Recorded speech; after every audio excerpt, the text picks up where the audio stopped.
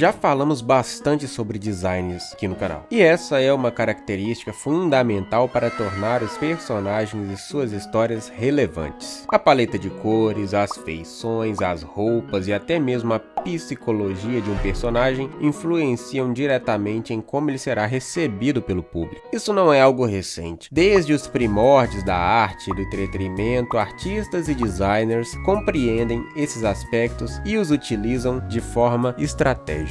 Muitos personagens seguem padrões de cor estabelecidos e não é por acaso que encontramos diversos daqueles com aparência e personalidades semelhantes. O detalhe do rosto, a direção das sobrancelhas e até detalhes sutis são elementos essenciais, especialmente quando falamos de modificações em personagens icônicos. Mas você já parou para pensar em como isso pode, de alguma forma, atrapalhar a arte? Oi, eu sou o Sile e hoje vamos falar sobre arte. Antes de começarmos, já deixa o like porque isso ajuda demais o canal e bora pro vídeo.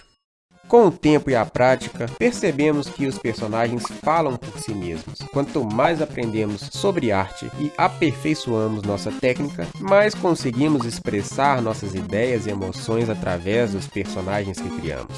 Você já notou como alguns personagens parecem tão autênticos que quase ganham vida? Suas feições e formas de agir os tornam tão críveis que conseguimos prever como reagiriam em diversas situações diferentes. Agora, compare isso com personagens genéricos, sem identidade definida, que agem de maneira completamente aleatória, sem coerência interna. O impacto é completamente diferente. Personagens bem construídos deixam uma marca, seja pelo amor ou pelo ódio que despertam. E é aí que entramos na discussão sobre arte. Artistas aprenderam que certas estéticas atraem mais público. Por exemplo, se eu fizer um desenho mais voltado para o terror, automaticamente eu excluo uma parte significativa dos espectadores. Crianças, pessoas sensíveis, religiosas mais conservadoras e aqueles que simplesmente não gostam do gênero. Dentro do mesmo terror, ainda temos subdivisões, como o terror sobrenatural, o gore, o psicológico, o filosófico e várias misturas entre eles, cada um com o seu nicho específico. Agora, imagine uma grande empresa que quer atingir o maior público possível.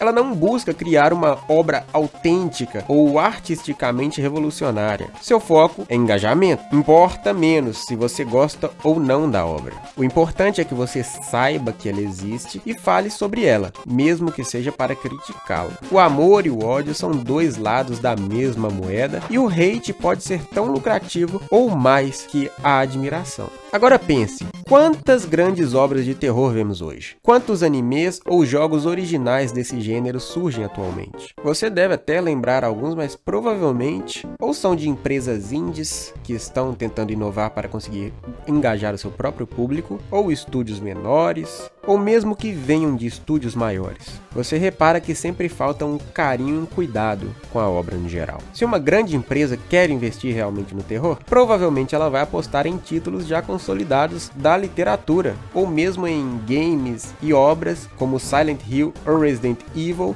que já ganharam público suficiente nesse gênero, ao invés de arriscarem algo novo. Isso afeta diretamente a criação de personagens e histórias, que passam a ser moldados para caberem dentro dessas estratégias e histórias já concluídas no mercado. O mesmo acontece com gêneros como fantasia e ficção científica. Nos anos 80 e 90, obras como Senhor dos Anéis, Star Wars, Evangelion ousaram e conquistaram o público por sua inovação. Mas lógico, na época era meio que um grau de experimentação, principalmente se tratando de animes. As grandes empresas estavam começando a se formar e estavam começando a angariar o público e a criar as fórmulas. Fórmulas essas que utilizamos hoje se tornaram verdadeiras fórmulas seguras e previsíveis, resultando em personagens que seguem padrões já estabelecidos, com poucas ou quase nenhuma inovação verdadeira.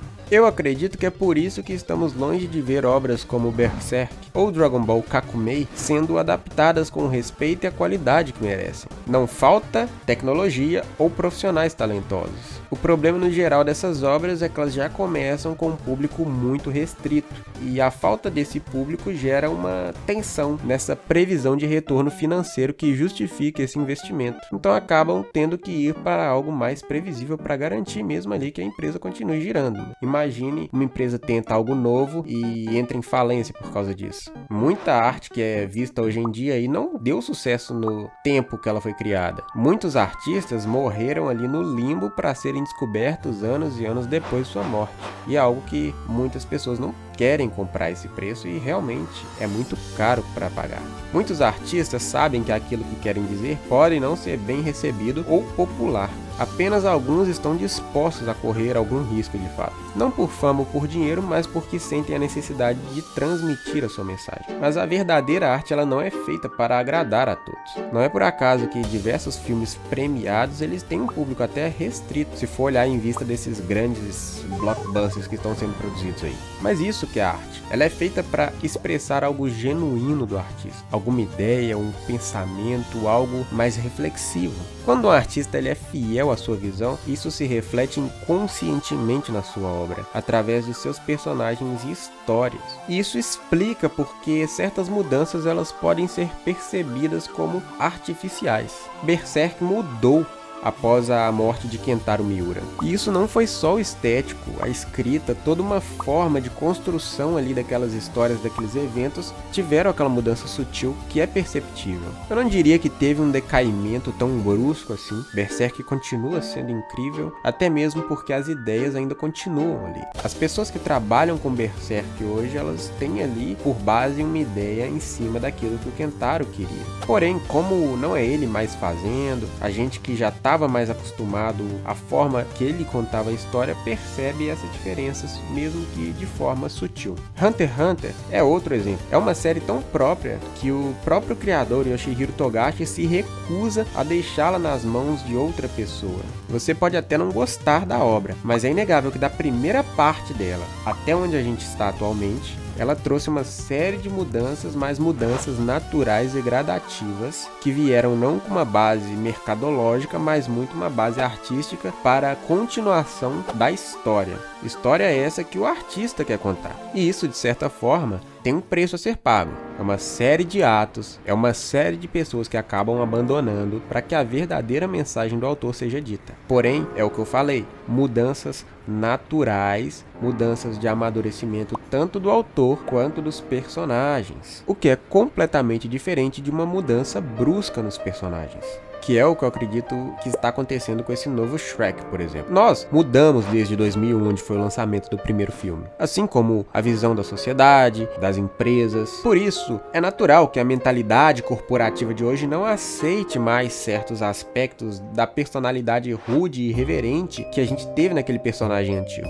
O teaser que foi solto recentemente, ele sugere não apenas uma atualização gráfica, mas também uma mudança bem sutil na essência do Shrek. É lógico que é cedo para falar qualquer coisa, foi só um teaser de poucos segundos, e é sempre bom evitar aquela armadilha da nostalgia, onde lembramos do passado de uma forma idealizada e tal, mas é fato que a arte vinda dessas grandes empresas raramente carrega um significado muito profundo, e é por isso que nos surpreendemos tanto quando algo comercial dessa forma consegue se conectar genuinamente com o público e ser um marco em gerações, assim como foi Shrek. E continua sendo. No fim das contas, muito do que é produzido aí não são verdadeiras obras de arte, são administrações de tendências do momento. O que não significa que não tem arte sendo feita atualmente. Muitas das produções que poderiam ser consideradas arte em sua mais pura essência, dificilmente estarão em museus ou receberão o reconhecimento que merecem, porque nem sempre a verdadeira arte consegue atingir de fato o grande público.